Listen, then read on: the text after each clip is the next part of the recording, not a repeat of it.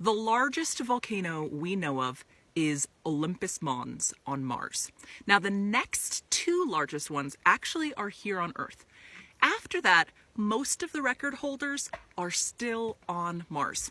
So Olympus Mons is almost 3 times the height of Mount Everest.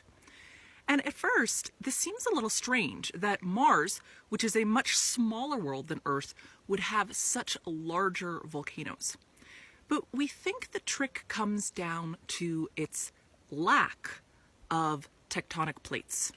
So tectonics is just the deformation of the crust on a solid body.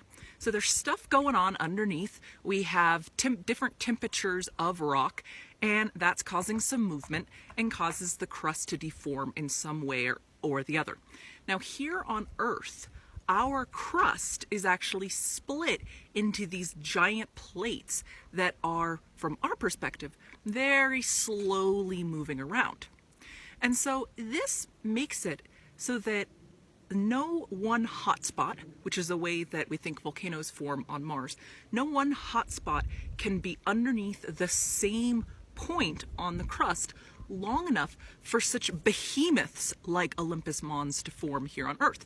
So if you look at the Hawaiian Islands, you see that they're a chain of islands. We actually see this all over the world with different chains of volcanic islands. So there's a hot spot underneath. So the mantle, that hot rock underneath, there's a spot which for some reason is much hotter than the surrounding area, and magma is rising up through and pushing up, leaking onto the surface and creating volcanoes, right?